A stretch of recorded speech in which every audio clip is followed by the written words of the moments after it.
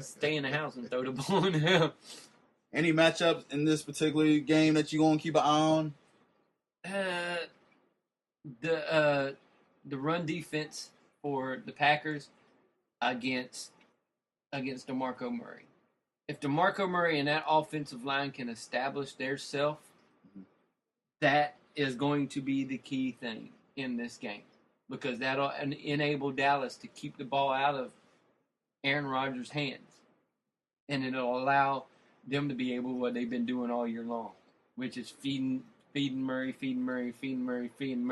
and then when you need Romo to do something, he'll usually shows up. Yeah, to feed off Kevin Point, Green Bay ranks 23rd in rushing defense, so Kevin is absolutely right. Murray is, he had 12-plus games with 100 rush yards, and that's that Cowboys record. Yeah. Passing our boy. Yeah, he passed Emmitt Smith. No. So, he had 411 rushes this year, 99 more than Nats running back, so. Oh, they rode him this year. Yeah. They rode him this year. They were making up for all the years they didn't. So you hoping that the horse is ready to go for this game here, because they're going to need him. Oh, yeah. You pony up. Pony up. Make sure that hand's good and taped up. Do whatever you got to do and get out there. Yeah, my matchup to watch here, and this is going to be interesting, is the duo. You got Nelson and Cobb versus the Cowboys secondary, because they gave up 11 catches for 174 yards to Megatron and Golden Tate last week. So that's definitely one where you can really sport. And you could have really said Dallas should have lost that game last week. Mm-hmm. We shouldn't even be talking about Dallas being in the game with some very, very, very, very, very, very, very, very questionable calls that didn't get called. How do you call a penalty? Call the penalty and then be like, it didn't happen. You even called it, and then you offered no explanation, and then the NFL sends Detroit thing. Oh yeah, we missed like 7 calls against Dallas. My bad. It's crummy to be a Detroit fan right now. Yeah, it's just terrible that you want to end a game like that. But there's so many. Now, do you agree that they should bring replaying this? But everybody's like, well, you're gonna drag the game on this long if you try to look at every little thing. But it's not hard to replay that. It's not hard to do a replay of that. You got a guy sitting. What they need to do is have it just like college, where every play has got a person looking at it. If they throw a flag, should they have a guy look in the booth and go, yes, it was pass interference, you're done, you did a good job, let it go. It wouldn't prolong the game at all, because all they had to do is click a button and go, is it good? And then they go, yes, and then you just click it back off. Like that play right there, you could see it. You could see the guy grab him. You could see the guy face guard. You could see the guy not even turn around for the ball and have his hand on his shoulder pad. That's pass interference. It was blatantly obvious. All they had to do was go, did he grab him? Yes. Okay, click. Pass interference. And that's all they would have had to do. No challenge, no nothing. But it should kind of get replayed. But only if there's a flag thrown on it. Yeah. And only on pass interference, not on holding and crap like that. Illegal hands to the face, which they called 4 million times this year. No, on certain plays kind of like that, though, yeah, you can replay it, and you can replay it easy and simple and fast and be done with it. Yeah. You don't need a coach's challenge for it or anything like that. Especially if they're gathering around and questioning it, whether it was pass interference or not, just have the little button. You have the button. You're talking to the people upstairs anyway, or in New York or wherever they're at, and they're watching it on TV. They could tell you. How fast did they come on and with the dudes on TV? The announcers are talking to them. They come on right like that and go, "Is that a good call?" Yeah.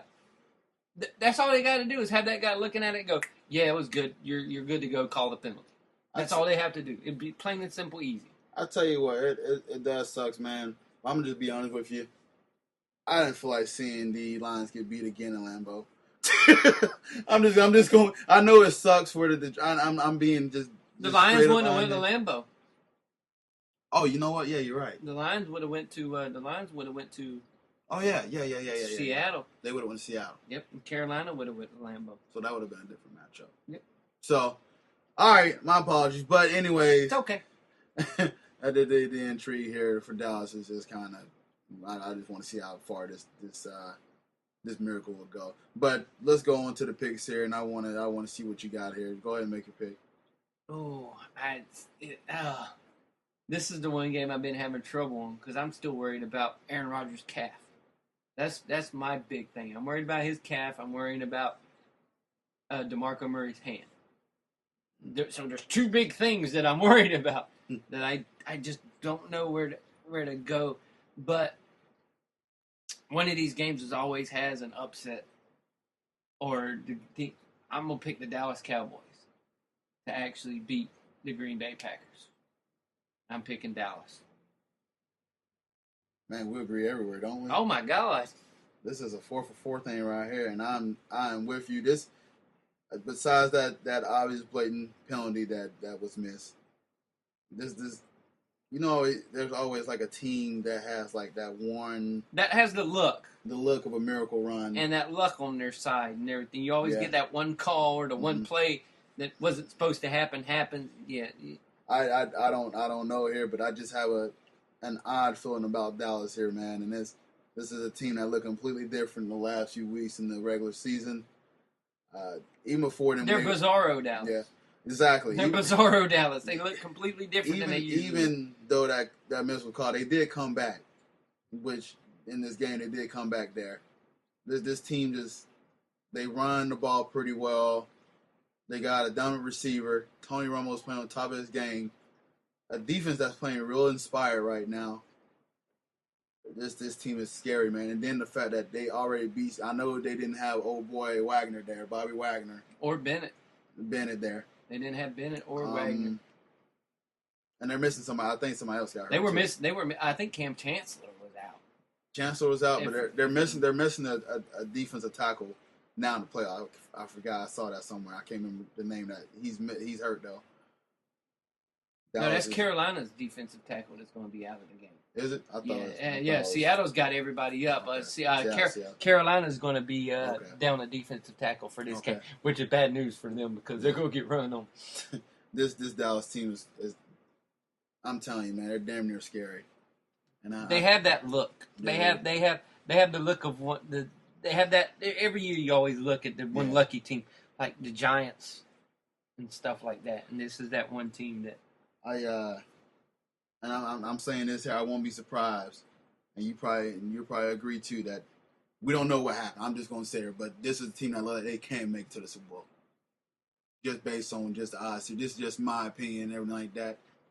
This team that has that miracle run in them. This is the one team I think maybe could beat Seattle in Seattle. Mm-hmm. I don't think Green Bay can go to Seattle and beat Seattle. No. I don't think it. The matchups are just not there for Green Bay, but the matchups are a little bit more there for Dallas because where Seattle is a lot more physical, Dallas is just as physical as they are, and that's on that defensive line. They're just as physical because of that offensive line, and that's that one key thing to slow down Seattle's defense. Usually say slowing down their offense, but slowing down the defense, that's that one thing you need is that dominant offensive line. And they're the one team I think can go in to Seattle and actually make it a ball game. I don't think they'll win in Seattle, but I still think they would make it a better ball game. I think with Seattle getting everyone back, it makes it that much tougher. Especially with Wagner back. Wagner for some reason he added a whole much more oomph to that defense when he came back. He's a machine. He's a tackling machine. And then with Bennett coming off the end, they've been up their game a lot with those guys coming back. Oh man! Speaking of the Cowboys, when this podcast, I got to show you a video my dad made because I told you he's a huge Cowboys fan. Oh my Lord! And he played a harmonica, and it's pretty funny, man. I remember growing up as a kid, he always played the harmonica and saying how he met my mom and everything like that. But he did that at his job, and everybody recorded him because, as a Cowboy fan, he bet Big Macs at the job. That's what they do. My dad is 67 years old, and they bet Big Macs. And his Cowboys won that winning streak, so he literally had like a Big Mac bank that his coworkers, when he was ready to get a Big Mac, they get him a Big Mac. So at least I'm happy for my dad at his Cowboys because watching this guy. Big Mac. Hey, Yeah, he pulls out a little slip of paper. Your turn. for real. He told me he had like 5 Big Macs on deck. He's right got now. bad Big Mac coupons. I'm telling you, man. So my dad is pretty excited. I told him, man, your team is That's funny. quite frankly scary, man. But I'm gonna have to show the video. And once I get up, I had to upload it for the podcast, and y'all had to hear my dad go off. If the Cowboys win, I might put it up. If the Cowboys lose, I'll put it up after the season. But That's funny. it's pretty darn funny, man. My dad's a trip. So, oh man. So on the NFC, me and Kevin are in greens again. That'll be Seattle and Dallas, and that should set up the NFC Championship. Yeah, man. So we'll go from there. Wow, this actually knocked out an hour. Talk about football here. I actually had some basketball in here, but we'll say basketball for. Why, we could talk about all the stupid trades that happened. Oh, we can say that for Saturday. I was looking forward to talking about the stupid trade and talking about how stupid all the teams were for doing this stupid trade. Well, let's talk about the trades, and then we'll do the rumors, and then we'll talk about the Pistons. The Pistons are 7-0 since they let go of Josh Smith. So Everybody lets go. Josh Smith goes on a run. Look at Atlanta and Detroit. The two teams that let go of Josh Smith are playing the best ball out of anybody. The Right. two teams that Josh Smith ruined. Once they got rid of him, they're playing the best ball out of both of them. How funny is that these guys, the Pistons, are on a 7-0 run? Is it that Josh Smith is that much of a black hole on a team where there's no one else on it, to where he's holding back talent? That when he leaves, their talent is able to come out because he's such a black hole when he was there? That's the only thing I could figure out. The funny thing is, Josh Smith is actually, I don't know, man. I guess he's just a. Josh Smith is okay when he's around other good players. He's okay, but when he thinks he's around subpar talent, he turns into a black hole and he wants the ball all the time. Look at the teams they beat. They beat some impressive teams. Yeah, they beat They beat Pacers. They beat the Cavaliers. They beat the Spurs. When LeBron was playing, they beat the Magic. Well, that Knicks, don't matter. That didn't matter. Knicks, Spurs, and the Mavericks. And the Mavericks. The Knicks. They suck. Oh, but So, yeah, 17. That's what I'm thinking. I'm like, is Josh Smith so much of a black hole? He sucks their talent away when he's there, and then when he leaves, he gives it back. And then they go on his big runs. And Dallas had their own win streak their own here. Yep, and they got rid of him. Brandon Jen had a buzz beater against the Spurs. Dude, I'm telling you, I don't know what it is, but They beat the Cavs team with LeBron when he was playing. I think it's funny. Right now, everybody's beating the Cavs, though. The Cavs are just, I don't know what's going on with them. But then for them to do that stupid trade to where they get out one ball chunking dude and bring in another ball chunking Let's dude. recap that 3-team trade. The Thunder get Deion Waiters. Cavs get J.R. Smith. Amon Shumpert. They acquire a first-round pick. Now, hold on to your Caesar. This is what this is. It's top 18 protected in 2015. That's the case. Then it's top 15 protected in 2016, 2017, before becoming the 2 second-round picks the years afterwards. So that pick is heavily protected. They'll eventually see it. Knicks get Alex Kurt, Lou Amundsen, and 2019 second-round pick. Who they all got rid of. Yeah.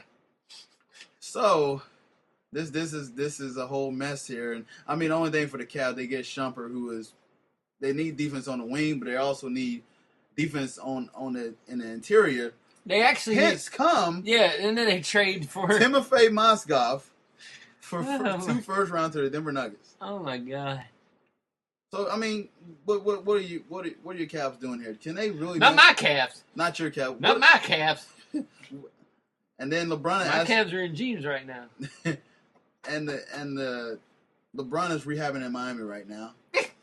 Just he always wanted to go back. He said the cold weather has been giving him problems, so that's why he's rehabbing down there. Hey, bruh, that's what happens when you get old. That arthritis starts rolling up. Then when you get in the cold weather, everything starts aching. See, you should just stay your ass in Miami. So but that's none of my business. Where's my teeth? So your thoughts on this trade is that you just said nobody. I know you are. Nobody won. Nobody won. What the Knicks do with all their cap space, determines if they won this trade or not.